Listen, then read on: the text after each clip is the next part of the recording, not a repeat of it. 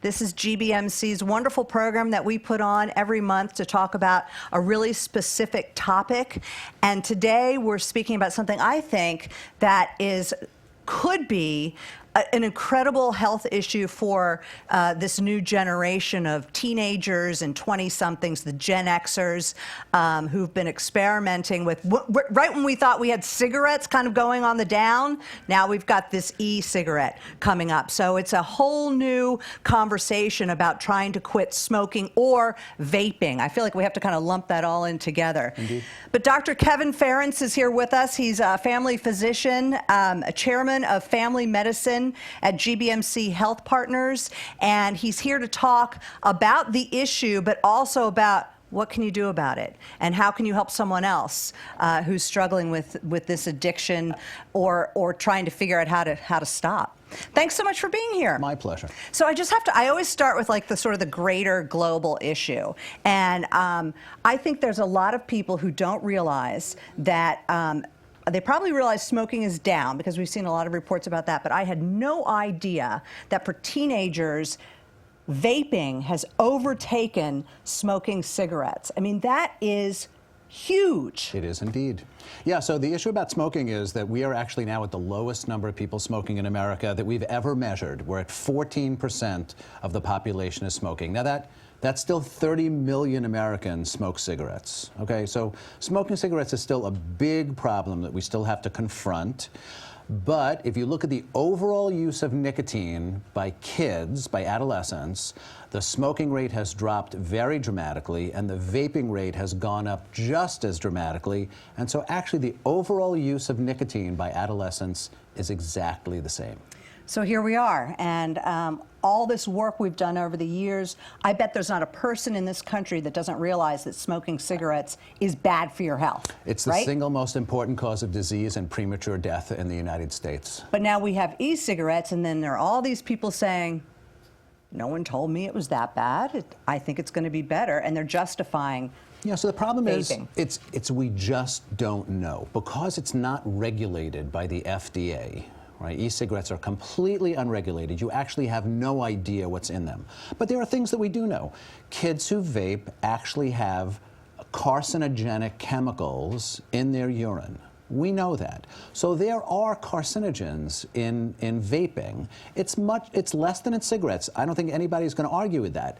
But here's the problem, is that because it's completely unregulated, not only is the chemical that you are inhaling unregulated, but the devices are unregulated, and the devices are mostly made in China, and we know that there's lead in these So there's all things. kinds of, so we have one of these devices. Right. I won't say who let us use their device that's in the room with us today. However, this is what it looks like, and look, let's be honest, it's kind of a hip, cool looking thing, cool. Right? Yeah, it looks like a big US, I don't know, USB big port, yeah, and it's. And you can keep it in the palm of your hand, and it's sleek, and nobody notices, and nobody smells it. Correct. So yes. this is going to be a tough thing to battle. Well, so that's the whole issue with smoking from the get-go. As long as smoking continues to be cool, people will continue to smoke. Kids will continue to smoke. When they see their parents smoking, when they see their grandparents smoking, those are their role models. When you see characters in the movies smoking, you think that smoking is cool. Do you know that the tobacco industry pays Hollywood producers to put smoking characters in their movies so that kids are always seeing people smoking? Yeah. And so there's this back in the day, that subliminal was a big issue. Oh, I mean, yeah. In the old days, they had commercials of doctors smoking, saying, "Hey, here's the best." Do you guys remember that? Yeah. Sure. Or if you watch a period piece, it's on HBO or something, everybody's lighting up, you know, from the 70s. So many people are smoking, right? Still, not on TV anymore, but certainly in Hollywood. And so smoking is still cool. That's what I've always said, that until smoking is not cool, then kids will continue to start Although smoking. I think that's the main reason why people are quitting cigarettes, is because you can't smoke at work. You can't smoke several feet from the building where you work. Correct. People don't like it. People look at you like with disdain if they know you're smoking. They smell it on you. And yet 7% of pregnant women in America still smoke when they're pregnant. That's shocking. Isn't that crazy? Yeah. Right. Okay, so here we are with these issues still going strong and changing and morphing, and you're still faced with the same question, you know, how do I stop? Or what can you say to someone to make them want to stop? Well, so for cigarettes, it's really easy because cigarette smoking is the single most important cause of disease and premature death in the United States. Not diabetes, not high blood pressure, not cancer. Okay? It's cigarette smoking. And 500,000 people die every year in the United States because of cigarette smoke. Greatly increases your risk of heart disease, increases your risk of cancer. Every organ system in our body is adversely affected by cigarettes. So it's easy to give adults or kids who are smoking cigarettes an anti-smoking message based on health issues. Harder to reach kids with that, though. Well, kids are immortal. I think once you get to be a certain age, exactly. Kids are immortal, yeah. Okay? So a kid, and I ran a smoking cessation program for adolescents in Baltimore County school system many years ago. The problem with kids who are smoking is they think they're going to live forever. Right. So you have to talk to kids who are athletes. So that's one group that if they're smoking cigarettes, because they're inhaling carbon monoxide. They're killing their dreams. Exactly. It's yeah. going to have an impact on their athletic performance. With vaping, it's a totally different issue because we don't have the data showing that it is unhelpful to you, but it's going to be. That data is eventually going to get there because we know already that, as I said, there are carcinogens But you know, these kids don't believe the man. You're right, and they're if you going to tell live them forever. It's going to be, they're like, show me the proof. Right, so the other issue is cost. Okay, so you have to make these things so expensive that a kid can't buy it. Now, Juul, you know, as you said in the paper today, Juul has said that they're not going to sell in stores. They're still going to sell it online, okay? And theoretically, you have to prove your age, blah, blah, blah, that they said they're going to do. There's going to be a black market that it gets established with this. So kids will still be able to get it. It's not going to be as easy. But all of the flavored Juul products are now not going to be available in stores. Okay, I applaud that. That's a really wonderful thing. There is no question, though, that vaping is still not healthy. Is it healthier than smoking cigarettes? Probably. Now, that is a huge thing, and I know you probably hesitate to say that, don't you? I do, because there's not any data, okay? But because also the FDA doesn't regulate it. Because you don't, people think that they're doing the lesser of two evils. That's correct, but it's still evil, right? The lesser of two evils is still evil, right? But how about for the person who's trying to quit cigarettes, and they find that this is the only thing that kind of... So if I knew that it was regulated by the FDA and what they said was in there is in there, and if I knew that the product that has superheated smoke in it but could also have lead in it, so now people are inhaling lead when they inhale the vaping stuff. Here's the other important point, and this, a lot of people don't know this. Vaping appears to be an entree drug into using other drugs, specifically cigarettes. Kids start out vaping and then they actually go to cigarettes. Right, so we have to continue to pass laws about cigarettes that make it impossible for you to smoke cigarettes anywhere other than your home. All right, so you've called up the FDA about 8 times since we've been sitting here. Yes, I have. So what's the deal? What's taking them so long? Is it the lobby? It just depends on how cynical you are. I mean, well, give me your cynical opinion. Well, the tobacco industry is still a very powerful industry, and we still and the grow tobacco in industry America. also has money, maybe not in Juul, but in some of the e-cigarette so companies. I don't know who owns Juul, but I'd be really surprised to find out that the tobacco industry is not involved in this, because they're involved in lots of other vaping products. Because if you're looking at a population that is not smoking cigarettes and they're turning to this, you got to... Correct, and as Switch your business Americans model. do stop smoking cigarettes, or certainly cut down on the number of cigarettes, but don't feel bad for the tobacco industry, because I don't. our tobacco just gets exported to other Right. countries, and Across the world. we're about the only country in the world that does anything about smoking. 90% of adult males in China smoke. Okay, 300 million people just smoke in China, and they import American tobacco. Okay, so how do you reach these people? Is it still the same way, showing on the black lung, showing them, talking about the whole litany of diseases that come with smoking? So actually, no, and that's never been the way. That's never been the way that I've advocated for doing it. Okay. Because scaring doesn't work. Scaring's never worked. It really doesn't work for adolescents. Now, it can work for little kids, right? You can show a 5th grader a diseased lung or somebody smoking out of their And they'll trach. maybe never forget it. And maybe they'll be scared. The Should we be problem doing is, that? For 5th grade? No, Yes. should we be going into elementary schools and talking about vaping? So believe it or not, the American Academy of Family Physicians, of which I'm a very proud member, does have a program for kids in the 5th grade. They do, called, I'll come up with the name of it. Don't vape or else. Right, but you can get a family physician to come into a 5th grade class and talk about, it's called Tar Wars. That's what it's called. That's good. It's Very called, good. Called Tar Wars, right. And they show disgusting pictures. But once a kid gets to 14, 15, 16, forget it. They don't want to hear it. They don't listen to you. They are immortal. So scaring doesn't work. Why doesn't scaring work for an adult to get them to stop smoking? Because when you scare a patient, you make them anxious, and when a smoker gets anxious, They want to. and there you go. Puff So it's away. never worked. You have to talk about the positive aspect of stopping smoking. Okay, so there's a lot of different ways to try and quit. A lot of people come to you for different reasons for wanting to quit, I'm sure. Sure. So where are we now with quit? I remember the days when they had the smoking cessation classes you would go to. I taught them at the University of Maryland for 25 years. Is that still in existence? So Those we have kinds of- groups. Okay. Yeah, there are groups. There are smoking cessation groups. The truth is there's no data that a group works any better than what happens one-on-one with a physician.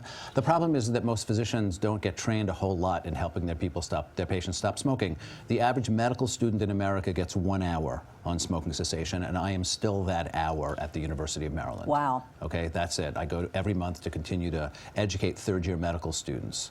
So, how do you get a person to quit smoking? Yes, you do talk about the health risks, but you don't talk about it in a threatening way. You talk about, well, these are the things that could happen to you, but if you stop smoking, all of that goes away. So it has to be a positive message. You have to talk about the money. Okay, when I try to counsel a person to stop smoking, I say, okay, you're smoking a pack a day. I take out my phone with my calculator, and how much are you paying per pack? $7.25 a pack a day, $2,300 a year on cigarettes. And they say, oh my God, how could I possibly be spending all that money? Because you're buying a pack at a time. And 10 years from now, it's $23,000. So in a lifetime, people smoke cars worth of cigarettes. You could smoke a small cars. house worth of cigarettes in your lifetime. I would think that most people would come into you and say, and it wouldn't be so much about the money, maybe about the health, but my spouse hates it, or I can't smoke at work, or I'm feeling really isolated because of this habit. So all those are some of the reasons why people quit. So unfortunately, a lot of people quit because they think they have a health issue, right? They come in, they're coughing a lot. And then they think, you know what, I really need to stop smoking. But you're right, the cost really does make a difference. The more expensive you make cigarettes, the more likely people are going to want to make an attempt to quit. So it's not an easy process to quit smoking, right? You have to be committed to doing it, and you have to prepare to stop smoking. Stopping smoking is like taking a test. If you study, you pass. If you don't study, you often fail. You must not have a one-size-fits-all for quitting, right? It's so individual for the person, right? Indeed, but there are some things that you do recommend to everybody. Can you walk us through some of that, some of the steps? Absolutely. So, and this is, I didn't make up any of this stuff, but this is when I ran my groups and wrote my articles about helping people quit smoking. So the first thing you do when you've decided that you want to quit smoking is you want to take an index card and write down on the index card, why do I want to quit smoking? And write down whatever it is, 5 reasons, 10 reasons. I want to save money, I don't want to get lung cancer, I don't want my grandchild to smoke, whatever it is. Okay, why do you do that? Well, when you write things down, you take it more seriously. But the second reason why you do it is after you stop smoking, you're going to get a craving for a cigarette. That craving lasts for about 3 to 5 minutes, whether or not you smoke a cigarette. One of the things that you can do during the craving is whip out your index card, remind yourself why you wanted to quit, and it helps get you through the craving. Second, you have to identify your triggers. You have to identify. Oh, those are big. Okay, and that's critical, right? Yeah. So what you're supposed to do is the week before quit day, we're going to talk about that concept of setting a quit day, is you take a little spiral notebook with you, and every time you smoke a cigarette, write down in the notebook, what time was it? Where was I? Who was I with? What was I I having doing? a beer? What did I feel like? Yeah. But a beer, that's tough, because when Really? people drink, Yeah. they're more likely to say, oh, screw it, I'm just going to have a Right. cigarette. All right? So it's a real problem with alcohol. And sometimes you actually have to avoid alcohol for a while when you're quitting. If alcohol is a big trigger for you, then you have to actually avoid alcohol. I bet you get as the well. eye rolls when you say that, too. They're like, Well, oh. you know, if you really What's want to do it, yes, you do hear that sometimes. If I can't drink and Your I can't health. smoke, what am I going to do? Yeah. How about living longer? How about Exactly. saving money? Right. Okay? So you tell people for 3 or 4 days to keep a diary. So you identify what triggers you to smoke a cigarette. After 3 or 4 days, you write down on a piece of paper, what are your triggers? Okay, I smoke every morning when I wake up. I smoke after meals. I smoke after sex, right? That's a common time when people do it. I smoke when I'm in the car. Still, I thought that was just in the movies. No, it's still pretty common. There was an old joke, though, do you smoke after sex? And it says, I don't know, I never looked. Okay, but that's a whole other story. Okay, Ba-dum-bum. So you write down all your triggers. Next to each trigger, you write down, how can I either avoid the trigger or how can I cope with the trigger? What can I do instead of smoking a cigarette? And there are a million things you could do. I think you might be a psychologist. No, but I've been doing the smoking cessation thing a long time. Sorry, continue. So let's say you Write smoke down your after triggers. meals. Yep. Okay, a common reason. I smoke after meals. Yep. I finish my dinner, I kick back, and I smoke 2 cigarettes. Okay, well, how about getting up after you're done eating? All right, that's an easy way to deal with that trigger. I smoke at 20, so you could use gum, you could use, sucking candies. That's another thing you can do. Let's say you find out, wow, I didn't realize it, but I always smoke a cigarette at 3 o'clock with my friend Joe. Well, actually, maybe then you don't want to hang out with Joe at 3 o'clock, and you avoid that trigger. If it's in the car, chew gum, have carrot sticks, sing, okay? Just do something other than doing it. So that's the second part, is identifying your triggers. Next, you want to tell everyone in the world that you're going to stop smoking. Ooh, okay? That's a commitment then. Brings in a major, you're putting it on the line when you tell your family and friends that you're going to quit smoking. You want to develop a reward system, because we change based on positive reinforcement, not negative reinforcement. So you have to figure out, every day I don't smoke, I want to get something, even if it's just a verbal pat on the back. It's my wife's going to tell me you're doing a hell of a job. At the end of the first week, go out to dinner at a nice restaurant. You saved $75. At the end of a month, go away for the weekend. Okay, just go away. Save the money from smoking. At the end of a year, think about what you're going to do with the $2,000 that you spent by not smoking. Go to Ocean City for a week. Recarpet your living room, okay? Buy a new refrigerator. Do something that adults do when they have a couple of bucks. There's more, but go ahead. Okay, You have a no, I was question? just going to say you're like a coach. I've been doing this a lot. Yeah, quitting Okay. coach. Next. Okay. If you've never smoked, okay, you may not realize this, but people can distinguish one brand of cigarettes from another, okay? So if you've never smoked, all cigarettes smell equally disgusting. So if you smoke one brand, Camel no filter, okay, an industrial strength cigarette. If you smoke Camel no filter, one day smoke Virginia Slim's 100 light menthol, all right? You want to change your brand every day the week before quit day. Okay? Then you have to make a commitment to a quit day. So it helps you enjoy it less by the time you get to quit. So that's exactly what it does. You still get your nicotine, it just doesn't taste so good. Okay? So you're not withdrawing, but you're just not getting a whole lot of pleasure. And in some respects, you actually look forward to quit day. Because I don't like this. I'm smoking it, but I really don't like it. That's kind of brilliant. I didn't make any of this. Like I said, I didn't make any of this stuff up. Okay, so you Last thing is a quit day. Got to set a quit day. You have to think down the road, usually a week or two away. You don't want it to be really far down the road, and it should be an important day. If you ask people who quit smoking, what date did you quit smoking? 90% of them will tell you. I quit on February 23rd. I quit on New Year's Eve. I quit on Christmas. I quit on my kid's birthday. And that's what you want to do. You want to pick a day. Okay, how many go back? So that's the bad news, okay? You want me to give you the bad news? All right, so the bad I'm just news going for balance The here. bad news is that 70% of people relapse within the first year after they quit smoking. So do you tell people that? So No. that they don't beat themselves? Okay, No, you don't. I don't. All right. But I tell them, if you relapse, you'll come back. Okay. So then you offer them medication, right? People who are stopping smoking should be offered medication. And you got 3 medications. You got nicotine. Okay, so you can either use the gum or the patches. The one that I usually recommend is lozenges. It's a sucking candy with nicotine in it. It's brainless. Every time you would normally smoke a cigarette, You pop a nicotine lozenge in your mouth. They make all different flavors, and it's really easy. Then there's a drug called Zyban, which is bupropion. It's an antidepressant, but it's not used because it's an antidepressant. Wellbutrin, I think, is the... It is the antidepressant brand is Wellbutrin, but the chemical is called bupropion, and the smoking cessation drug is called Zyban. Okay. You start taking it a week before quit day. So the first is setting a quit day. And then the other drug is Chantix. Now, there's a lot of negative press about Chantix. Yeah, I see a question here about that. It's all garbage, okay? There was a black box warning about Chantix, basically saying if you use Chantix, you may go postal, right? You may go crazy. I'm telling you, as the Lord is my witness, there was never any data that ever showed that people did that. In fact, there's tons of evidence.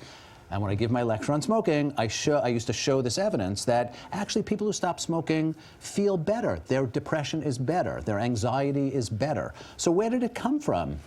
I mean, I'm a cynical New Yorker. It came from the tobacco industry. I mean, when Chantix came out, they had people call the FDA and say, hey, I went crazy taking Chantix. And so all of this terrible press came out about Chantix. I've probably written 1,000 prescriptions for it. But why that over something else? So if someone questions it and you believe it's completely false, why would you take that over, let's say, the bupropion? Oh, because it works better. There's something called a meta-analysis, which is taking a lot of little studies and putting it into a big study. Without question, the best drug we have ever had to get people to quit smoking is Chantix, varenicline. And how long do you have to be on it? So you're supposed to be on it for 6 months. Okay. You stay on it for 6 months. You could either do 3 months or 6 months, but the 6-month data is better than the 3-month data. I don't know if you have these numbers or not, but percentage-wise and even anecdotally, how many people relapse? Or percentage-wise, how many of quitters? 50%? Right, so within the first year, it's 70%. Okay. But the people who relapse, it's broken down into 2 separate groups. The people who relapse early on are the people who really didn't prepare. I told you it's about preparation. It's about study. If you study, you pass. So when I would see a person back in 6 months, and I usually see people back a month after quit day to see how they're doing, if they don't show up, and then 6 months later I see them for their high blood pressure and say, hey, what happened with the smoking? They said, well, I quit for 2 or 3 days and then I relapsed right away. And I'll say, you didn't do the diary, did you? You didn't figure out what triggers you to smoke a cigarette. Because you want to know, too, if I do. What you're telling them is 100%. Right.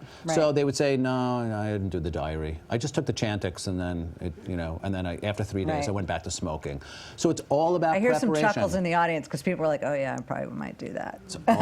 It's all about preparation. And then the people who quit further down the road, 6 months down the road, 9 months down the road, years down the road, it's usually because they associate their smoking with either coffee or alcohol or food, or somebody lives with them who smokes, or there's a crisis. That's a toughie. They get depressed. And that's a toughie, too. Their mother-in-law comes to live with them. I mean, there's a crisis. How many people fear That was a joke, quitting? Mary Beth. That was a joke. Okay. I liked my mother-in-law. Okay. How many people fear the alternative, so gaining weight? The average only 1/3 of people who quit smoking gain weight. Every woman asked you about that, I got right? you. The average weight gain is 5 to 8 pounds. Okay, 1/3 of people who quit smoking lose weight. I had a woman in a smoking cessation group once. In 6 weeks, she lost 20 pounds. She said, I associate my smoking with eating. I've stopped smoking. I've stopped eating. Not kidding. Never had a person gain 20, 30, 40 pounds. That's somebody who's just out of control. Shouldn't be that way. So now you've got this new crop of people who are wanting to do this, right?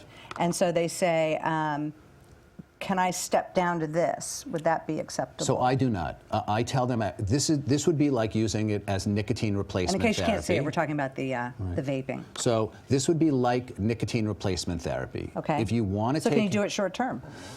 So because I don't have data that says that it's safe, I don't feel comfortable saying that. I would rather they use nicotine replacement therapy. If you really want to use nicotine, don't inhale it, but use it as a sucking candy. Use it as a gum, use it as a patch, but don't inhale it. So you stick with the data. You stick with the research. I'm a scientist, man. Yeah, I'm supposed to be doing it by the book. Right. And this one isn't giving you much information in that regard. Well, the literature that I do have on it is it's probably not safe. It's probably safer than cigarettes, but lesser of two evils, still evil, okay?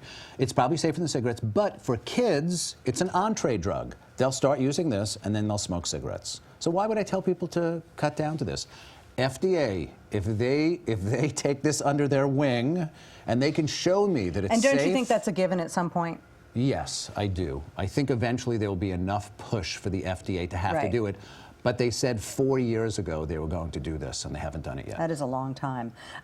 Do people get help in quitting as far as cessation therapies covered by insurance? And because I'm guessing that can be a little bit costly too. So most people cover Chantix, most people cover Zyban. If you have to buy the nicotine replacement therapy, it's over the counter, but it's a lot less expensive than buying cigarettes. It's a lot less expensive than vaping. When people are looking for the benefits of quitting, I mean, they kind of know them intellectually, but do you tell stories about the guy who smoked for 20 years and quit, and now he can X, Y, and Z and climb a mountain, and I see it over and over and over? So honestly, one of the greatest things about running groups is that if you run a group for 6 weeks and quit day is on week 2, by week 3 or week 4, every person in the group who has quit says, I can't believe my cough has gone away. I'm much less short of breath. I'm able to walk up and down the stairs. Yeah, that's a biggie. Okay, and why does it happen so fast? Because you're not breathing in carbon monoxide anymore. Blood pressure goes down probably. Immediately. Yeah. Your blood pressure goes down immediately. Your likelihood of having a heart attack goes down within minutes of smoking your last cigarette. How many people ask you about the sort of the, if I don't smoke for 5 years, how much more have I put back on my life, or when will my... So there was a study once that said that for every cigarette you smoke, you lose 7 minutes of your life. You cut off 7 minutes of your life on average. It's a terrible thing. Yeah. I mean, people live longer. Wait, I have a great stat. No matter how long you've smoked, if you quit and you don't get sick in the 10 to 15 years after you quit smoking, your chance of dying is the same as a person who never smoked a cigarette in their life. Our bodies are very kind to us. They actually repair themselves very remarkably. How often do you see the person who's been affected by or concerned about secondhand smoke? All the time, and that's actually what I have to tell people. Like, so if I take care of kids, I'm a family doc, so I take care of kids and adults, and if I have an adult who smokes and their kid is there, I tell them your cigarette smoke is in the clothing of that child, it's in the furniture in your house. We have to pass a law in this state to not allow people to smoke in a car if there's another human being in the car. Other states have passed that legislation. Really? We can't pass it in this state. I have to say I'm not surprised. Neither am I. We barely got the cell phone usage, you know, kind of. Yeah, it's a real problem. Yeah, I think you're better to bet on the FDA coming after the no comment. The vapors.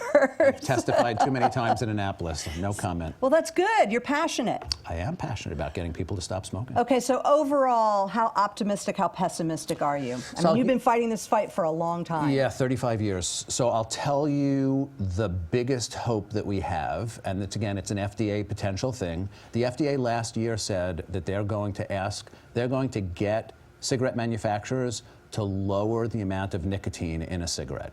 That's the key, because obviously people get addicted to smoking not because of inhaling superheated smoke that tastes terrible. They get addicted to nicotine. So there's currently 7 to 8 milligrams of nicotine in a cigarette, and you inhale 1 to 2 of those milligrams. If they cut down the amount of nicotine in a cigarette to 2 milligrams and you inhale hardly any nicotine, that's the game changer. That's the game changer. People no longer will smoke cigarettes. But I don't know if they have the guts to do it. Well, keep up the good fight. I'm going to do my best. Dr. Kevin Ferentz, thank you so much for being with us. It's so interesting on how, and actually you could take all of those things that you told us about quitting smoking and apply that to any bad habit. It's exactly the way. Have. That behavior modification strategy applies to any bad habit. Thanks. My pleasure. So Don Scott's been out and about talking to a lot of people about this very issue, and he's kind of looking at some of the tools that are now available in dealing with lung cancer and various cancers that maybe are due to smoking. And he talked recently with a GBMC radiation therapist. There aren't many areas in healthcare as technology-driven as radiation oncology. With the ability to target cancer tumors with pinpoint accuracy while reducing patient side effects, the Versa HD at the Sheila K. Riggs Department of Radiation Oncology is top of its class. I met up with senior radiation therapist Tracy Cope to get an up-close look at this groundbreaking machine. Looking at what I'll call the nozzle, it's big, and the hole underneath it is is big as well. So are we talking about a big beam of radiation coming down, and is it dangerous?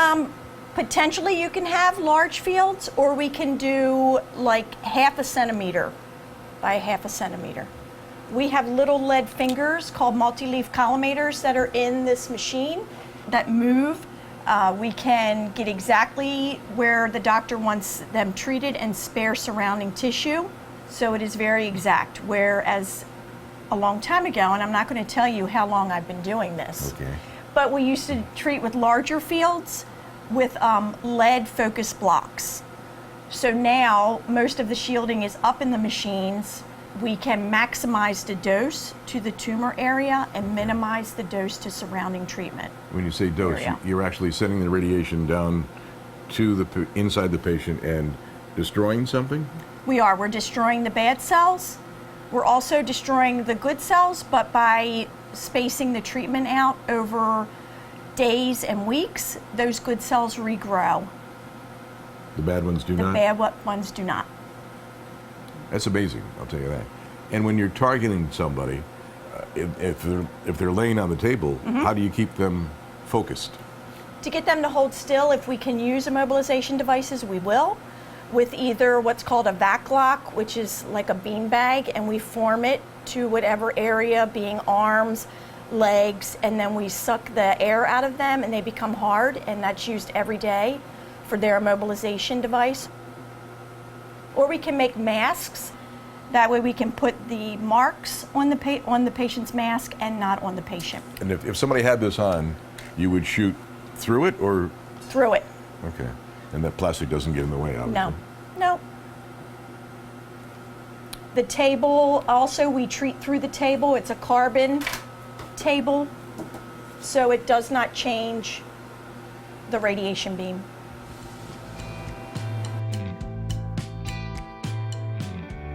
Thanks to the Versa HD, radiation oncology teams can decrease treatment time by delivering more power more accurately.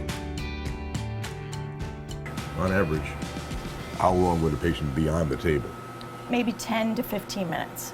If they don't get a positioning scan, 5 to 10 minutes. Okay. So they're not there for a long time? No. And the radiation is not on the whole time. Okay, and you mentioned this is different than what you used to do. How so? We used to treat with straight, usually either front and back treatment, or 4-field, front, back, and both sides with the lead blocks that I told you about. We would maybe treat those people with 25 treatments. The side effects would be more severe. This machine can do 6 degrees of motion to get them even more exact on their marks, but we can also tilt the table 3 different ways. Wow, So instead of having to come in and reposition the patient, the table's basically doing the work, which saves a lot of time for the patients to be on the table. fascinating stuff. Of course, technology is only as good as those operating it. And luckily for the patients here, GBMC has some of the most experienced and dedicated in the business. I've been doing this for 31 years, and where it started to now is amazing. And just to learn new things, I love it. That was my mantra, to learn something new every day and then to use what I learned today sometime in the future. So, and I'm sure you do that. That's a good mantra. I'm sure you do that every day. Truly an amazing machine and part of radiation oncology here at GBMC. For Greater Living, I'm Don Scott.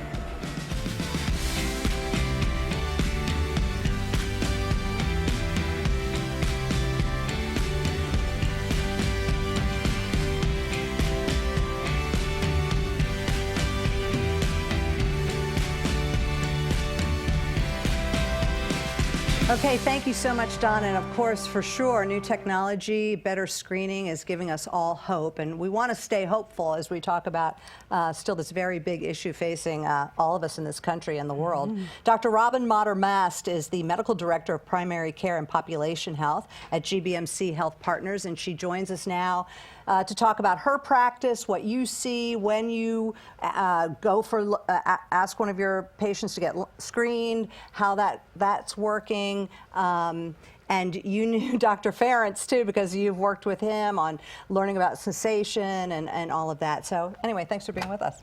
Sure. Thank you very much for having me. So let's talk about the screening, because that's kind of one issue we haven't really focused on, and I'm sure there are a lot of people who, if they don't smoke now, smoked for a number of years at some point in their life, and you get to a certain age and you start to say to yourself, gosh, are my lungs damaged?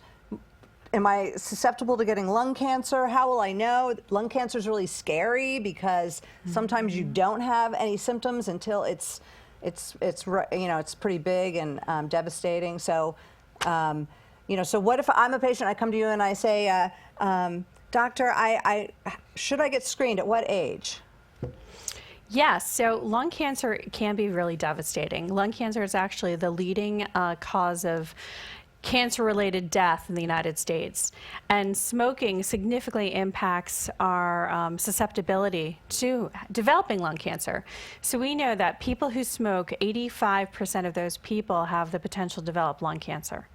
And one of the most common and devastating types of lung cancer is non-small cell lung cancer.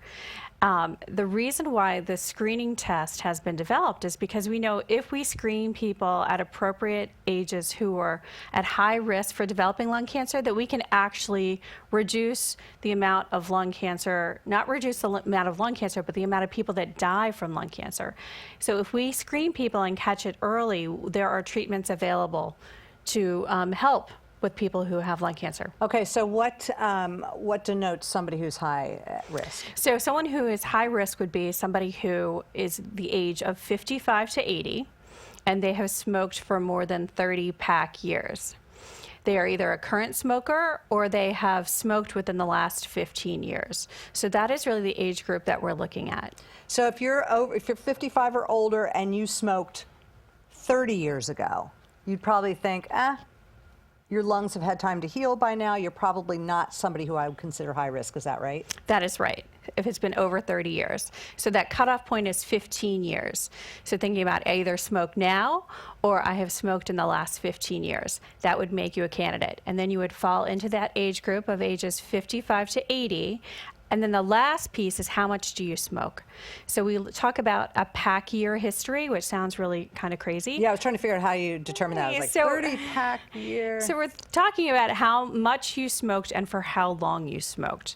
So we talk about a 30 pack year history putting you in the high risk category. And what that means is that you might have smoked 1 pack of cigarettes for 30 years, or maybe you smoked 2 packs a day for 15 years, or even maybe a half a pack for, do the math, 45 years.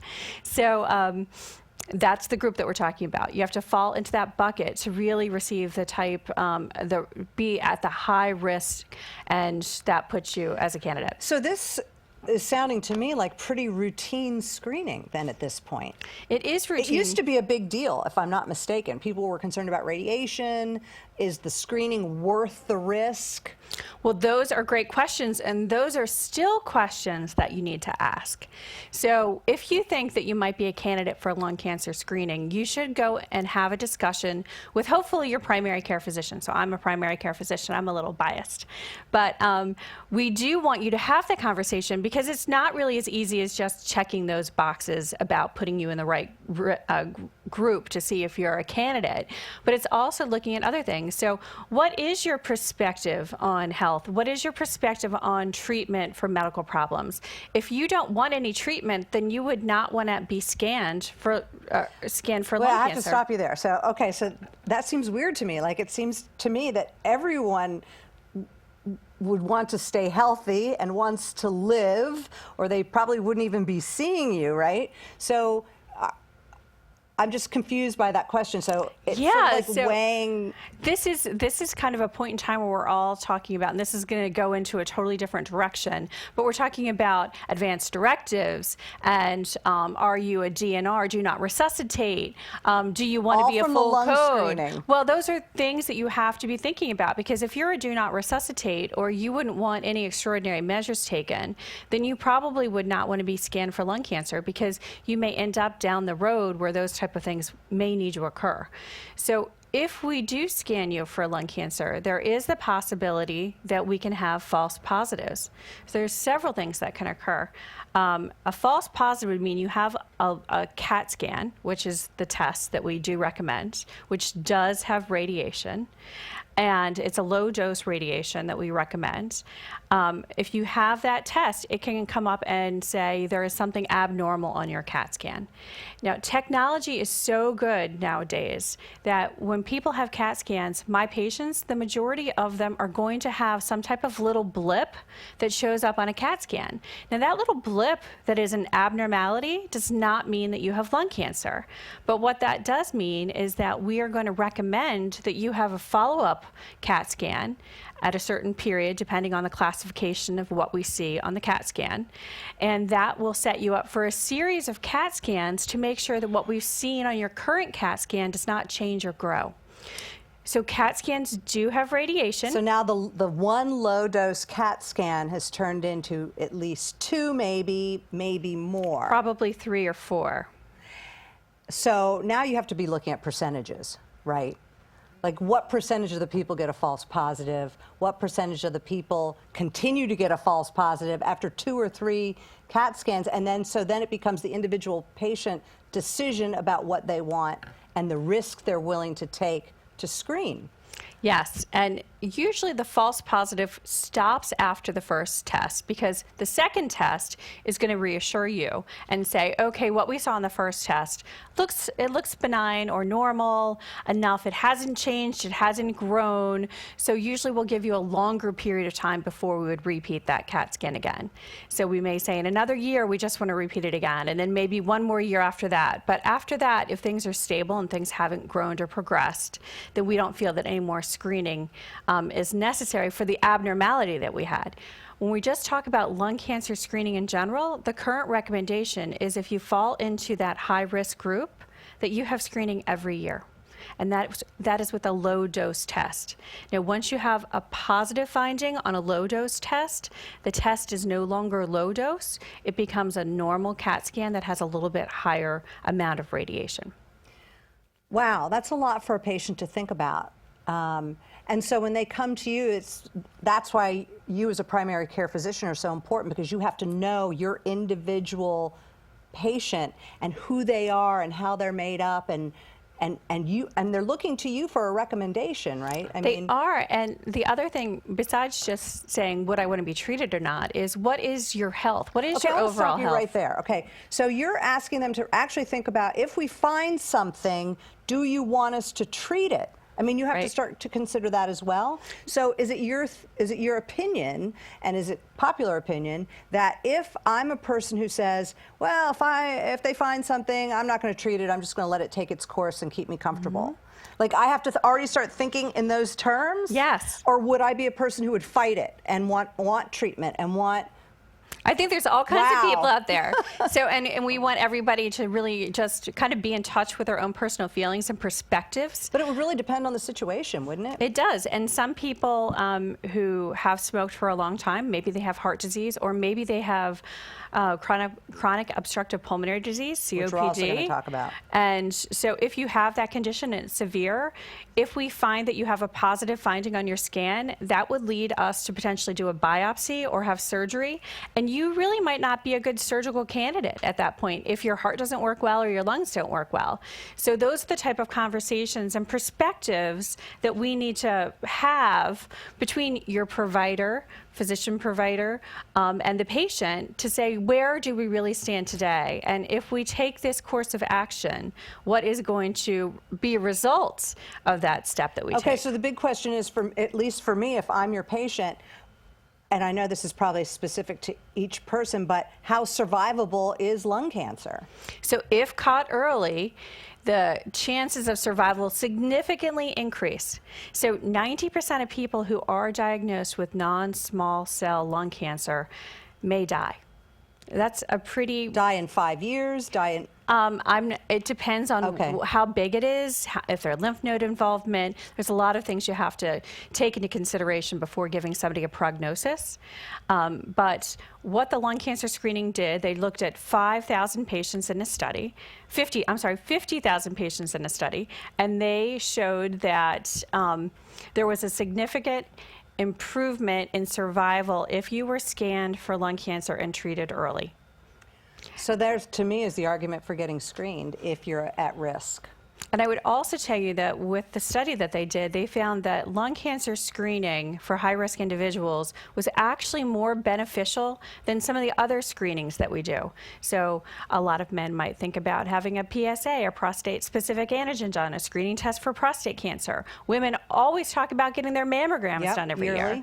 Well, this test actually has better results of showing impact on screening early for patients than those other two tests. So are we screening enough? That's a conversation you should have with your primary care provider. But what's your opinion?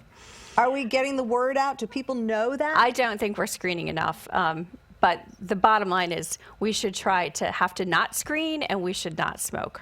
So, you know, really getting back to, if you want to prevent lung cancer, we shouldn't, you know, we can screen for it, but let's just help ourselves to not have lung cancer. So even if you're a current smoker, if you stop smoking, that decreases your risk today from developing lung cancer tomorrow. So lung cancer and smoking do correlate to how long you've smoked and how much you smoke. How about the stories we hear about, and for some reason you hear them and you think that's when you feel really vulnerable, the people who never smoked and get lung cancer? So that's a great point also, because you are at risk if you are near tobacco smoke. So removing yourself from tobacco smoke, and we talk about that as secondhand smoke often. So we're lucky to live in this state where smoking has been pushed out of the restaurants and out of the bars and places where you sit, and even if you're not a smoker, where you're absorbing that tobacco smoke. That does put you at an increased risk for developing lung cancer. So hopefully we'll see a decline there because of these rules that have been set into place. But now, of course, we have the e-cigarettes, and we're not sure how that's going to affect the whole thing, right? Yes, we are not sure. COPD, you brought that up. And before we get to that, because we have a question, I have a feeling it's about the screening. One in the audience, John. Is it on? I have two questions about the incidence of cancer, lung cancer. One is, you touched on it a moment ago, many of us know people who never smoked and get lung cancer. Mm-hmm. So I'd be curious what you'd offer as information about why that happens, if there are other causal factors. Secondly, we talked earlier about the difference, or the doctor talked about the difference between an unfiltered cigarette and the highly filtered cigarettes. The correlation between those two situations and the incidence of getting lung cancer. So people get cancer, unfortunately, and we cannot always draw a direct correlation between the cause and effect. So there is a group of people who have never been a smoker, and it's hard to tell if there was some environmental stimuli that occurred that triggered that cancer to develop in people. It might have been something with the way they were born and the cells that they have. So cancer really is on a cellular level, and abnormal cells that grow and develop. And we do know that smoking cigarettes does encourage that type of cellular change to occur, which is why there's an increased risk of developing lung cancer with smoking.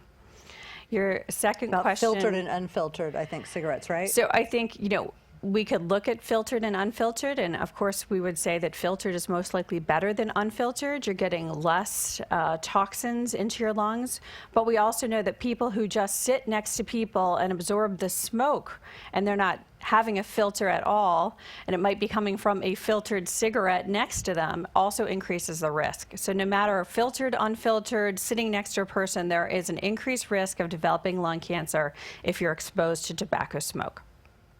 And while we're on a roll, we'll take another question. That actually leads into the question. So if you're a young adult or in your 30s and 40s and your parents were avid smokers, but you're not, okay, should you consider having a lung screening? Good question. Yes or no? And what are the incidences of lung cancer among those that might have gotten it from secondhand smoke? Is there any medical literature that shows statistics or anything like that? I am not aware of any literature that supports the incidence for secondhand smoke, other than that they do believe that it occurs. And the recommendation for lung cancer screening for secondhand smoke, there is no current recommendation. So you actually have to be a smoker to follow the recommendation that's currently in place. But I do think that if you were around somebody, a parent or somebody who was close to you, and you were in close proximity to them frequently, that it would be worth a discussion with your primary care provider about that. So insurance may not cover for that type of screening, but it might be something personally that you and your provider feel that is appropriate and that you potentially could pursue. In the past, before we did low-dose CAT scans, we used to use chest x-rays for screening tools. Chest x-ray is still an option. It is not as good as having a low-dose CAT scan, but it also doesn't have the amount of radiation and usually doesn't have the amount of false positives that are associated with having a low-dose CAT scan. So you could possibly do an x-ray sort of to put your mind at ease even. You could, yes, and I do that with my patients sometimes. That's good to know. And that's an inexpensive test that you can also have. But there are other things to think about when you're thinking about having a CAT scan done for screening. You could get a false negative. So what happens if you go and you get your test done and it's negative? There is still a chance that you could develop lung cancer. So that is something that you want to consider.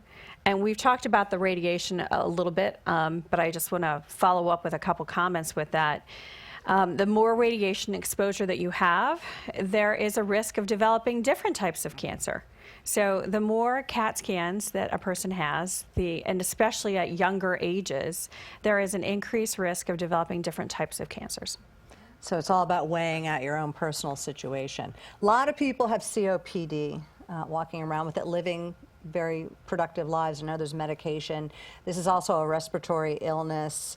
I don't know if we hear a little bit about it. I think if we have parents of a certain age or grandparents, we might be more aware of it. But where are we with this issue? And it's obviously, is it connected to smoking as well? Absolutely. It could be, yeah. It absolutely can be connected to smoking. There is a small percentage of the population that have a genetic predisposition and actually end up with COPD as a result of that. It could be environmental toxins, but we know that the leading reason that people develop COPD is because of smoking. Are you finding that, there's a question here that someone asked about, why aren't these, even lung cancer they threw in, and COPD and other respiratory illnesses, why are they not presented to the public as being as dangerous as, let's say, heart disease or stroke, when clearly lung cancer is still incredibly prevalent? I'm not sure why people don't think of COPD as being as significant as heart disease. I can tell you, if any of you who know people who have COPD, it can be a horrible disease. I mean, not being able to breathe is not a fun experience. So once you develop COPD, it does tend to worsen over time. And in the worst case scenarios, you see people who are carrying around their oxygen tanks and need that really to help them to get through the day. Some people with just their normal activities of daily living, brushing their teeth, combing their hair, cooking their food, get significantly out of breath once they develop COPD. So COPD is a very serious illness, and it is not a fun way to. And it's not curable. It's treatable, right? But Exactly. not curable. Exactly. So how long are people living with COPD? Does it just depend on the treatment? It depends on the severity of illness. So some people may just have a touch of COPD, and some people may have that very severe COPD where they have to carry oxygen. Does it always progress? It generally always does progress, but it doesn't always progress to the point where you would need oxygen. So again, the how severely and quickly it progresses just is really independent of everybody's kind of genetic makeup, the reasons why they have COPD.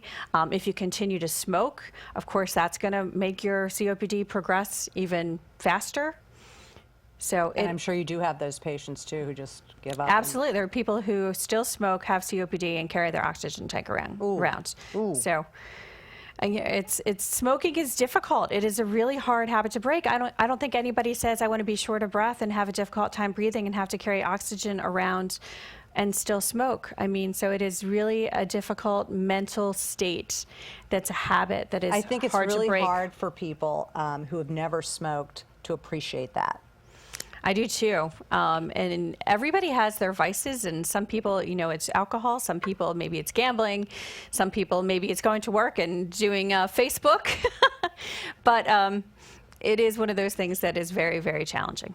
As a doctor, you have to keep up with new studies, new technologies all the time.